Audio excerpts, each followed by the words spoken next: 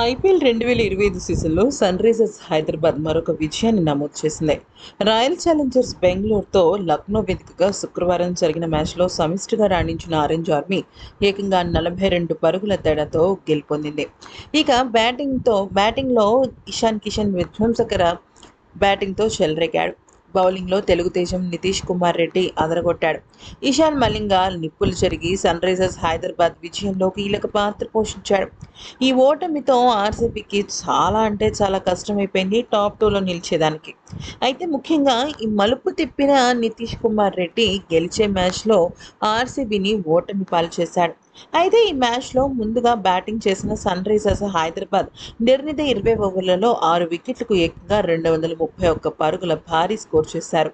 ఇషాన్ కిషన్ ఏకంగా 94 పరుగులు నాట్అవుట్ చేశాడు. ఇక 7 ఫోర్లు 5 సిక్స్లతో చెలరేగిపోయాడు. అభిషేక్ శర్మ అయితే 34 పరుగులు చేసి రాణించాడు. ఆర్సీబీ బౌలర్లలో రొమారియా షెపర్డ్ 2 వికెట్లు తీగా భువనేశ్వర్, లుంగి ఎంగడి, సుయాస్ శర్మ, కృణాల్ పాండ్యా తలొక వికెట్ తీశాడు. అనంతరం ఆర్సీబీకి 19.5 ఓవర్లలో 189 పరుగులకు ఆల్అౌట్ అయిపోయింది. ఫిల్ సాల్ట్ అలాగే విరాట్ కోహ్లీ ఇద్దరు కూడా ఫిల్ సాల్ట్ 62 పరుగులు అలాగే విరాట్ కోహ్లీ 43 పరుగులతో టాప్ స్కోరర్గా నిలిచారు.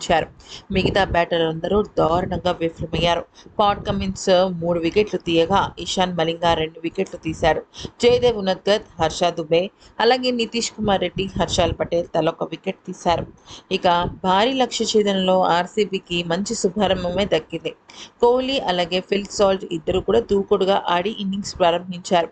వికెట్ నష్టపోకుండా చాలా అద్భుతంగా చెలరేగారు. 72 పరుగులు చేశారు పవర్ ప్లేలో. ఆ వెంటనే హర్ష దుబే బౌలింగ్కు రాగా విరాట్ కోహ్లీని క్యాచ్ అవుట్గా వెనక్కి పంపించాడు.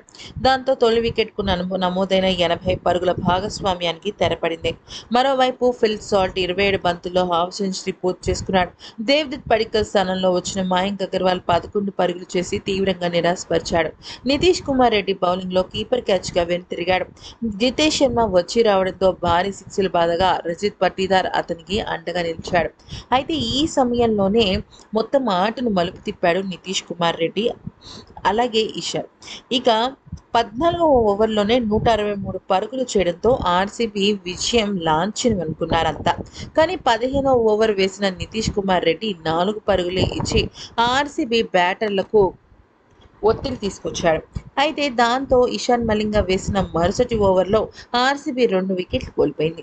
రజిత్ పట్టీదార్ అనవసరమైన పరుగుకు ప్రయత్నించి రన్అట్ అవగా డేంజరస్ రొమారియా షెపర్డ్ గోల్డెన్ డక్గా వెనుతిరిగాడు. దాంతో ఆర్సీబీ మరింత ఒత్తిడికి గురైంది. ఛేదించాల్సిన రన్ రేట్ పెరిగిపోవడం, భారీ షాట్లకు ప్రయత్నించి ఆటగాళ్లు పెవిలియన్కు చేరిపోవడం, జితేష్ శర్మ ఒక్కడే ఒంటరి పోరాటం చేయగా ఇక ఉన్నద్గత్ తనని అవుట్ చేసేశాడు. టిమ్ డేవిడ్ను ఇషాన్ మలింగ, భువనేశ్వర్ కుమార్, కృణాల్ పాండ్యాలను కమిన్స్ అవుట్ చేసేశాడు. యష్ దయాల్ను హర్షాల్ పటేల్ పెవిలియన్కు చేర్చి ఆర్సీబీ ఇన్నింగ్స్కు తెరదించేశాడు.